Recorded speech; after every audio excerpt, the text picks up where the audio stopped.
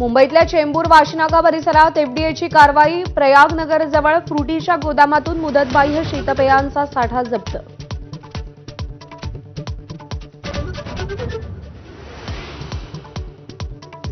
पंजाबचे माजी उपमुख्यमंत्री सुखबीर सिंग बादल यांच्यावर नांदेडमध्ये हल्ला। खासगी रुग्णालयात उपचार। आज बादल यांना एअरलिफ्ट करणार। हल्लेखोर जसपाल सिंग अटके।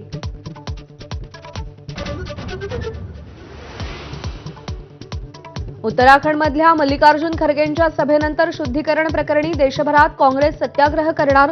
संविधानाचा अपमान झाल्याची राहुल गांधींची प्रतिक्रिया। राजीनामा घेईपर्यंत झोपू देणार नाही, राहुल गांधींचा मोदी शहांवर निशाणा। अधिवेशनाच्या शेवटच्या दिवशी मोदी शहा संसदेत हजर, पण मिनिटभरातच अधिवेशनाचं सूप वाजलं।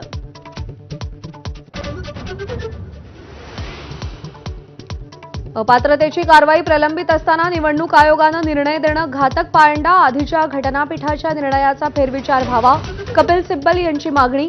मुख्यमंत्रीपदी शिंदेंची निवड बेकायदेशीर असल्याचा पुनरुच्चार।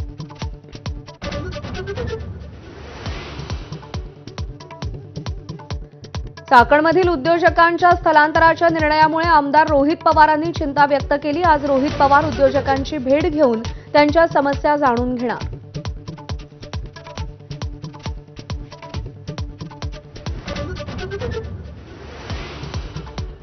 Good morning Maharashtra.